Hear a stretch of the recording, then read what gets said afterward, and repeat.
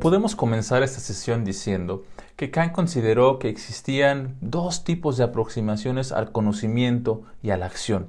Que tenemos por un lado a los racionalistas, que afirmaban que no sabemos nada de las cosas en sí mismas, sino lo que conocemos por medio de la razón pura y la lógica. Y por otro lado tenemos a los empiristas como Locke y Hume, que dicen que no conocemos más que percepciones, ideas, digamos, sensibles, mientras que los objetos en sí mismos no nos son dados y no podemos saber nada de ellos. La solución de Kant a esto fue decir que ambos estaban parcialmente en lo correcto, pero también parcialmente equivocados. Mientras que Kant negó que tengamos conocimiento de las cosas en sí, mantuvo que solo conocemos fenómenos o las cosas como nos aparecen a nosotros. Kant sostuvo la autonomía de la razón y al hacer esto trató de lograr que la filosofía se estableciera como una ciencia, que ella misma adquiriera autonomía en su objeto. En el último escrito de Kant, publicado por él mismo en 1798, que fue El conflicto de las facultades, Kant sostuvo que la facultad de filosofía por fin podía dejar de considerarse como un estudio preparatorio para otros, por ejemplo, la teología, y que incluso la facultad de filosofía podía ser la facultad central de la universidad moderna. Sin embargo, tiempo antes de esto, la Universidad de Jena ya había logrado convertirse en uno de los centros de pensamiento gracias al ministro de la corte en Weimar, el mismísimo Goethe.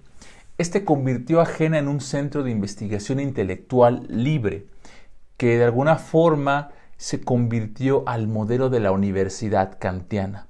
Ya no eran los monasterios y universidades medievales donde se pretendía enseñar un saber teórico inútil a los estudiantes, sino que se preparaba impartir conocimientos útiles para la vida de las personas.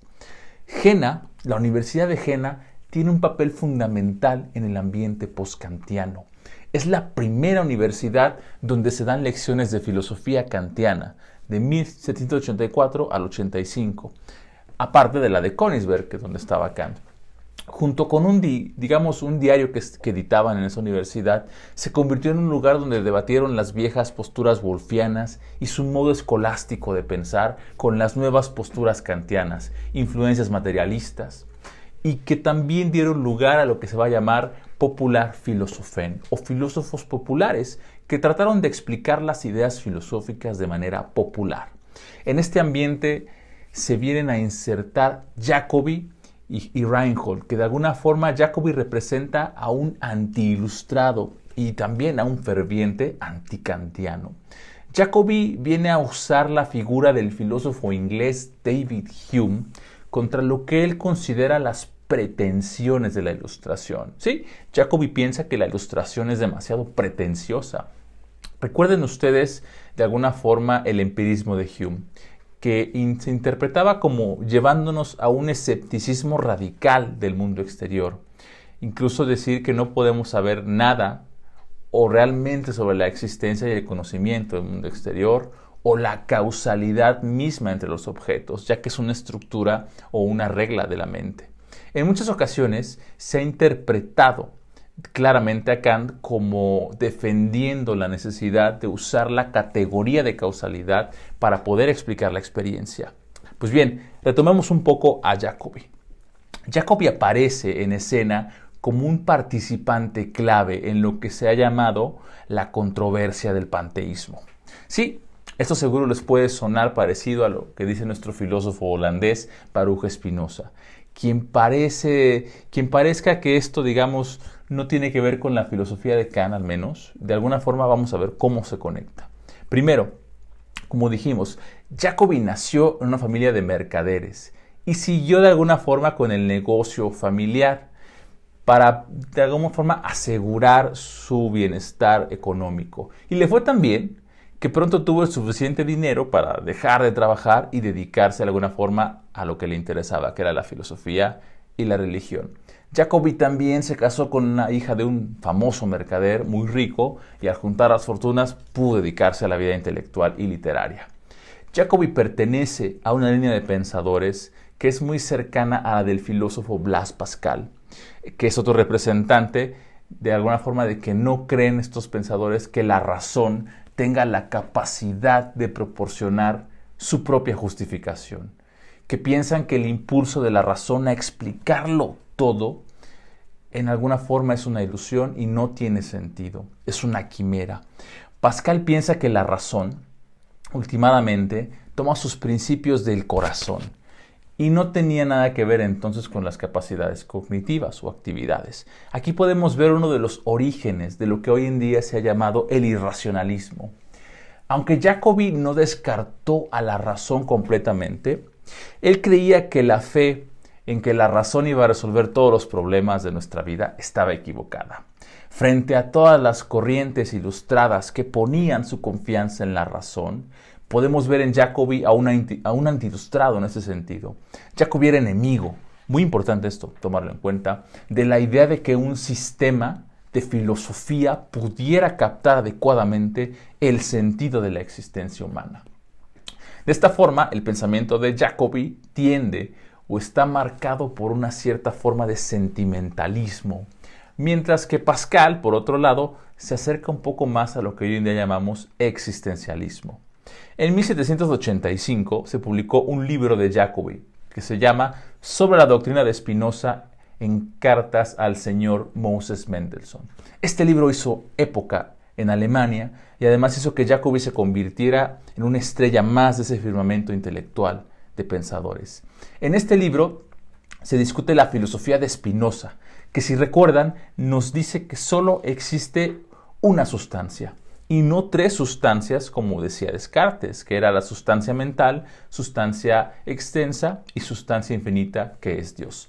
En el sistema metafísico de Spinoza se nos dice que lo único, la única cosa que califica como sustancia real es Dios o la sustancia infinita. Y que en realidad el pensamiento, nuestro pensamiento y la materialidad, nuestro cuerpo, las cosas que percibimos, no son más que aspectos o afecciones de esa sustancia infinita. Esto implicaba, de alguna forma, que Dios poseía la propiedad de ser material, de materialidad, y que en realidad toda la naturaleza material que experimentamos con los sentidos, que vemos, no sería más que una expresión de Dios mismo. De igual forma, el pensamiento, y decimos nuestro pensamiento, también es parte de Dios. Pero el problema radicaba más aquí en la materialidad. De ahí lo que se llama la controversia del panteísmo, que no podía admitirse que Dios fuese materialidad o algún tipo de materia. Esta idea que habla de una sola sustancia, el sistema de Spinoza, que se expresa en dos maneras distintas, materialidad y pensamiento, las relacionaron de alguna forma con ciertas expresiones kantianas. En la introducción de la primera crítica y en la crítica del juicio aparecen las siguientes afirmaciones. En la crítica de la razón pura aparece esta frase: el conocimiento humano brota de dos fuentes, llámese entendimiento y sensibilidad, las cuales quizás tengan una raíz común, pero desconocida para nosotros. En la crítica del juicio, cuando Kant habla del sustrato indeterminado y suprasensible de los fenómenos, dice que no es ni naturaleza ni libertad, y aún así está conectado con la base de la libertad. Volvamos un poco a la tesis espinosista. Dios es la única sustancia, y esta sustancia se nos presenta bajo dos aspectos diferentes, o tiene dos afecciones. Pongamos un ejemplo. Estamos frente a una taza de café y percibimos varias cualidades en ella, su color y su liquidez. Podemos decir que el café es la cosa, mientras que la liquidez y su color son formas de manifestarse o de aparecer y que nosotros las percibimos. Esas dos cualidades son propiedades del café o que están en él esas cualidades. De alguna forma es similar lo que sucede en el caso de Spinoza. la naturaleza material es expresión o aspecto de Dios. O sea que Dios sería en parte material y yo, incluido mi propio cuerpo, es parte de esa materialidad. Pero esta no sería la única cualidad o afección.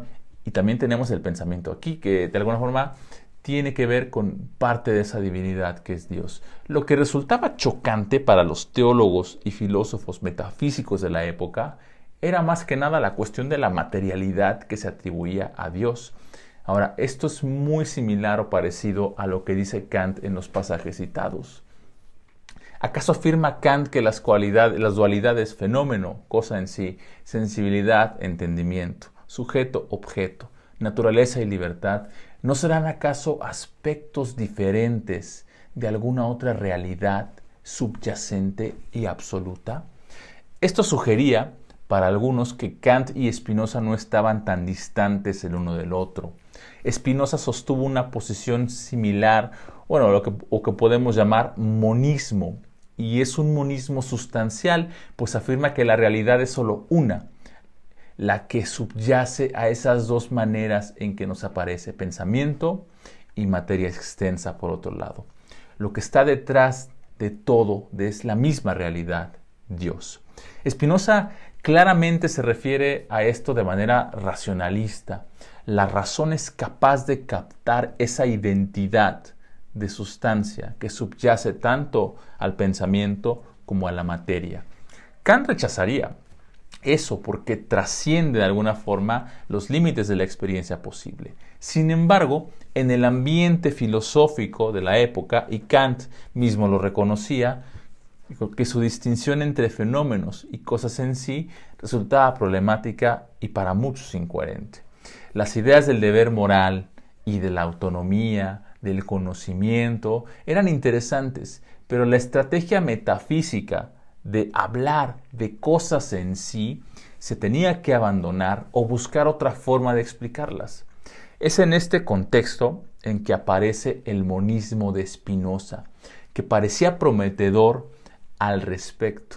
Y además Kant mismo parece que abrió esta puerta al final de la crítica del juicio, al hablar de un substrato suprasensible. Esa realidad absoluta, substrato suprasensible, que no se identifica con ninguna de las dualidades y los extremos mencionados, era Dios. O en otras palabras, el absoluto. Pero Kant era consciente de que no podía afirmar que tendríamos conocimiento fundado de ello. El hecho de correr a buscar a Spinoza para darle sentido a Kant o darle un nuevo sentido a Kant representó para muchos una señal de alarma.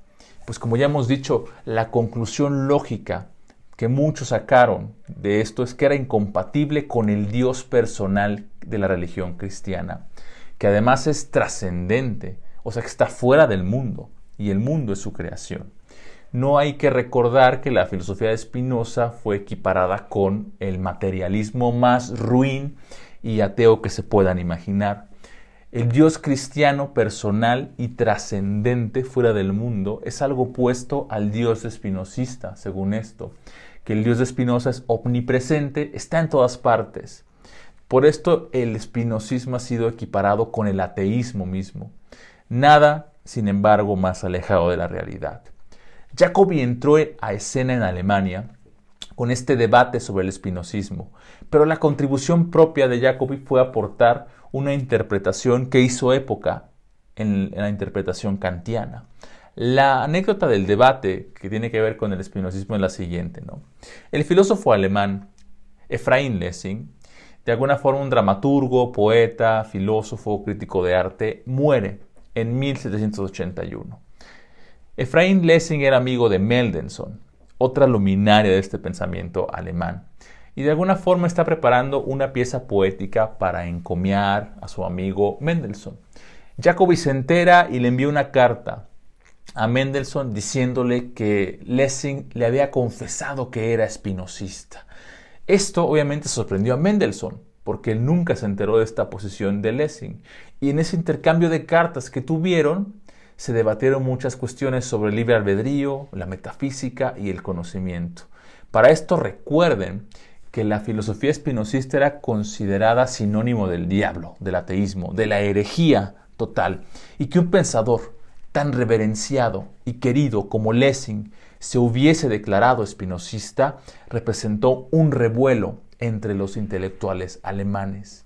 Hay que recordar que los pensadores encontraban una contradicción al sostener el espinosismo y poder combinarlo con la doctrina del libre albedrío, de la libertad. Por lo que hemos visto, si todo es materia, si todo es material, no puede haber libertad, ya que la libertad no era, según Kant, y recuérdenlo, no era un atributo de los fenómenos, sino de seres inteligibles, nouménicos. Por eso, el espinosismo no solo convertía a Dios en materia, sino que negaba la posibilidad humana de la libertad, que era tan importante y tan esencial para Kant. Jacobi resumía de alguna forma las tesis del espinosismo y llegaba a las siguientes interesantes consecuencias. El espinosismo es un ateísmo, número 1. Número 2. Cada posibilidad de demostración concluye en el fatalismo. Número 3. Cada prueba presupone algo que ya ha sido probado, el principio del cual es la revelación. Por lo tanto, de acuerdo con estas como tesis que resumen, según Jacobi, algo del pensamiento de Spinoza, el espinosismo nos lleva necesariamente a consecuencias negativas para la moralidad, para él, para el alma humana y para su libertad, claro está. En pocas palabras, el ámbito de la teoría, de la ciencia, era una esfera que conducía, tomada por sí misma, solamente al ateísmo. No es posible demostrar nada sin recurrir al fatalismo. El fatalismo es una doctrina que niega la libertad humana. Todo está predestinado por causas anteriores y no nos queda más que asumir que así suceden las cosas.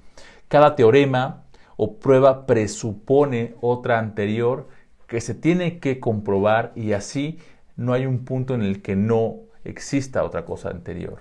En términos teóricos, filosóficos, todo sistema lleva al fatalismo, dice Jacobi. Toda filosofía nos lleva, según él, al ateísmo. Para Jacobi,